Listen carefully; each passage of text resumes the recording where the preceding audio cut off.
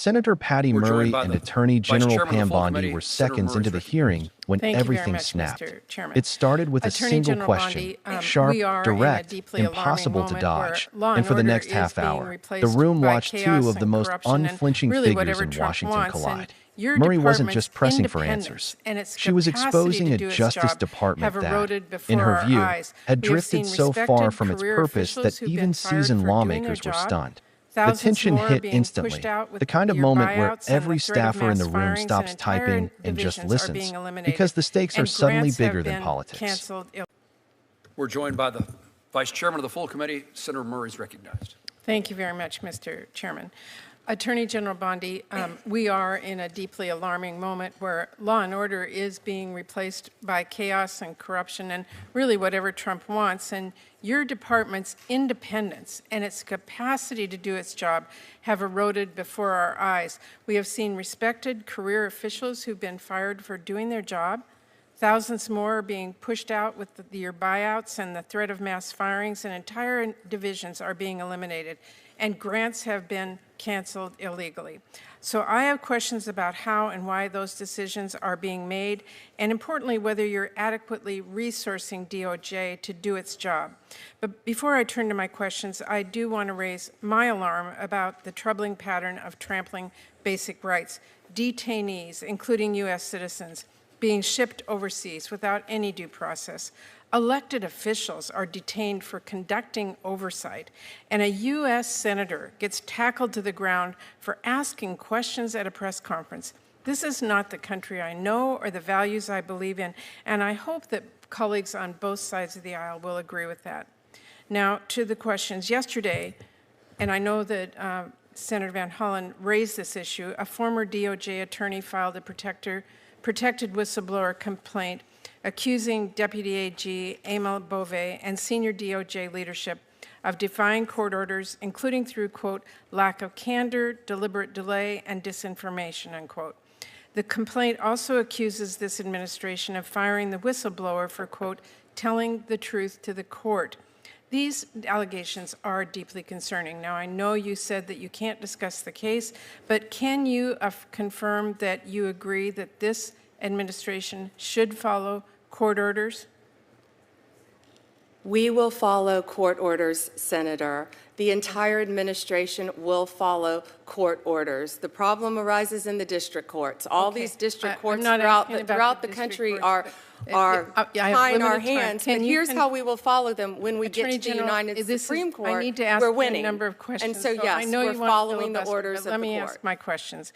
Can you confirm you will not allow any conduct like what is alleged to continue at the DOJ? I'm not going to talk about anything that's alleged. What I will talk about with you, hold on, you asked me a question and I get to answer it. What you asked me, alleged conduct that's part of a pending whistleblower lawsuit that was filed on the eve prior to Emil Bove's hearing today. I'm not asking about that suspicious. Case Hold on, let me keep going. I would run through a wall for Emil Bove and Todd Blanche. Like to continue with my questions. I have very limited time. Thank you. I just want you to confirm for this you will not allow conduct like that at the DOJ. Yes or no? I will always support and defend Emil Bove, and I will defend Todd Blanche. They are two of the finest people I know, and two of the ethical people I know. I was asking about the conduct. Let me keep going here. Now, in April, DOJ abruptly terminated over 300 public safety grants that had already gone through a very rigorous and fair and apolitical application process with no explanation. This is funding to investigate and prosecute drug trafficking, to support foster care kids who experienced abuse or neglect, to expand access to forensic exams to prosecute violent crimes like sexual assault. These really senseless cancellations have already forced public safety organizations to cut employees and services. So I want to ask you, when you cut off the community-based violence intervention and prevention initiative funding, were you aware it is used to prevent and reduce violent crime? Yeah, Senator, you weren't here for that, so I'm going to have to repeat myself. We have cut grants. I think we've cut 6%. But if we have cut a grant that you feel should not be cut, please reach out to me. Will personally look at it. We've turned multiple grants back on. We have an appeal process, but if you want to come to me directly, I would be happy to sit down with you and look at that and help you. I'm happy. I appreciate Again, we're doing everything we can. Okay, but let me just ask you, when you cut off the Expanding Access to Sexual Assault Forensic Examination grant, were you aware that that grant helps our authorities prosecute rape and sexual assault? I have no idea about that specific grant you're talking about. That's why I said, if you want to come sit down with me, I would never cut a grant intentionally that has anything to do. Those recipients on the other end across the country. Can you give me the details of that grant? I can absolutely do that, and my staff will get that to you, but those are two critical ones that I just wanted to ask you about today. Again, we've turned many grants back on, and we'll continue to. If you want to call me, and we can discuss them with you. Okay, in your budget request, you propose consolidating the Office on Violence Against Women into the Office of Justice Programs. In 2002, Congress actually codified the office as a permanent, separate, and independent office to implement the Violence Against Women Act. We did that to make sure that violent crimes against women receive the necessary attention, expertise, and resources, and to give the office a strong, independent voice within the Justice Department and federal government. Now your department wants to fade that into the OJP, which violates the intent of the law that we passed. It makes grant programs less effective, and it places a lot more barriers for victims and services they need. And I see that you're cutting the office's resources by about a third. So will you commit to us, the Appropriations Committee, to follow the law and maintain OVW as a separate grant entity? I will follow the law, but I will not keep that as a separate grant entity. You and I can disagree all day long on what the law is. Well, that's being consolidated into the Office of Justice Programs. I'm not going to cut, let me answer, I'm not going to cut anything that's going to hurt violence against women. Not my question. It will eliminate I'm asking, just for your information, Attorney General, in 2002, we codified the office as a permanent, separate, and independent office. So that you need to go back and take a look at that. I know my time is out, but I thank you very much for the time. They're about whether the country still recognizes its own institutions. And that's why this exchange grabbed the nation's attention. There were hints of whistleblowers, secret filings, defiance of court orders, programs for women and children wiped out with the stroke of a pen, and a DOJ leader who couldn't, or wouldn't, explain what was happening. If you missed the hearing, you didn't just miss a debate. You missed a warning.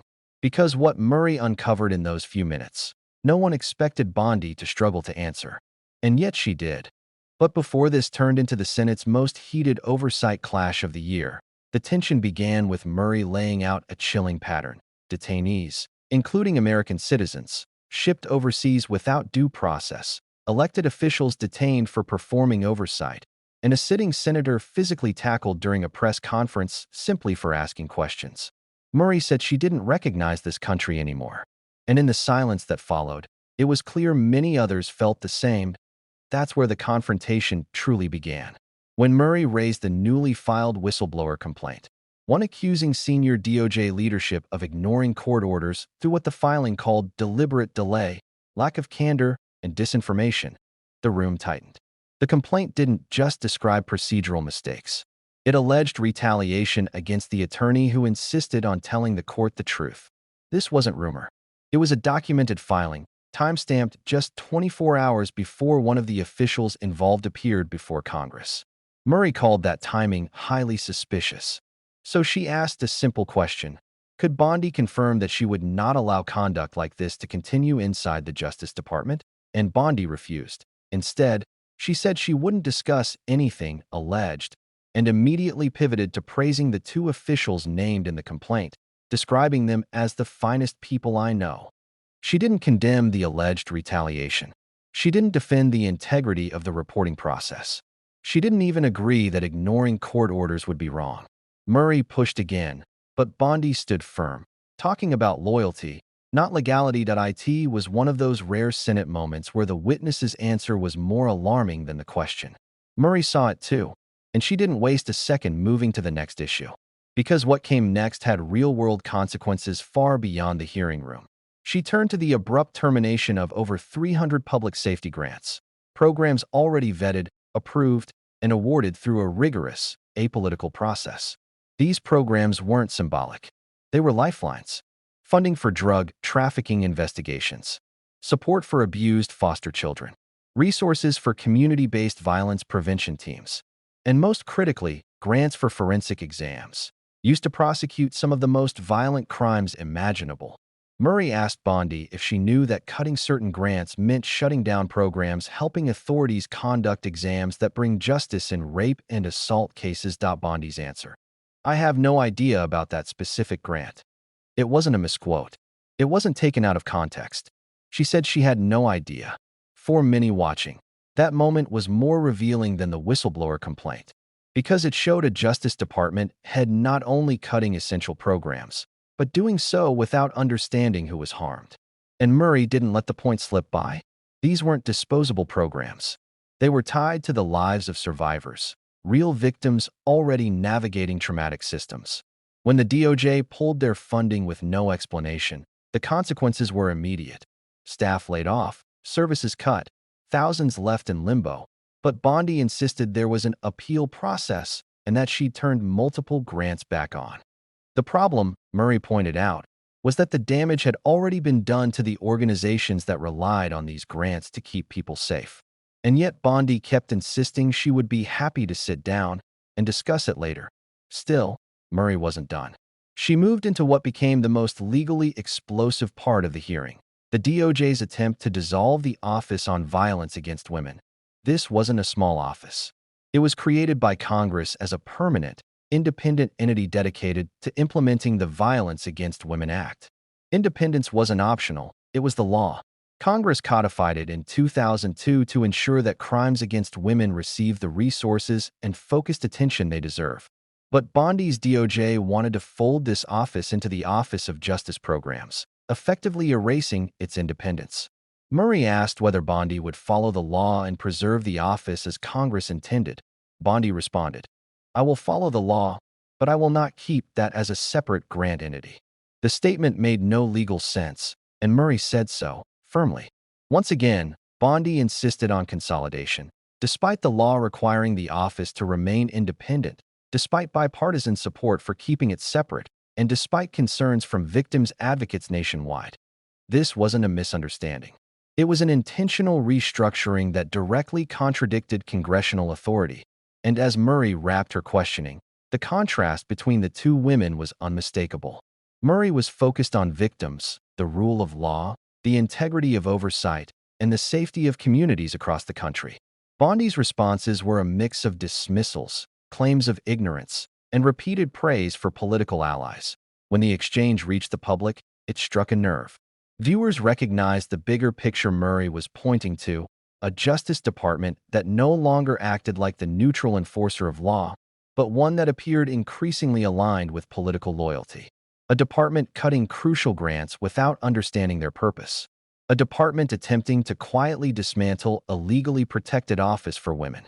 A department whose officials were being accused, not by political opponents, but by whistleblowers inside the agency, of concealing information and ignoring judges. And when Bondi refused to say whether she'd stop that behavior from continuing, the moment spoke louder than any headline. People began asking whether this was oversight or something far more dangerous. Whether the hearing was documenting the collapse of institutional independence in real time.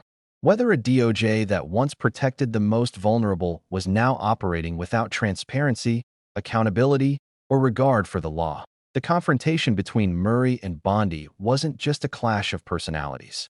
It was a collision between two visions of justice, one grounded in legal integrity, the other grounded in political allegiances. And the country was watching more closely than either side expected. So now the question turns to you. What do you think this hearing really revealed? Was this just another tense day in the Senate? Or was Murray pointing to a deeper shift happening inside one of the most powerful institutions in America? Drop your thoughts in the comments below. Your voice matters more than ever. And if you want full, unfiltered coverage from inside the Senate and House hearings, make sure to like this video, subscribe to the channel, and turn on notifications so you never miss what those in power hope you won't hear. Stay informed, stay engaged, and as always, thanks for watching.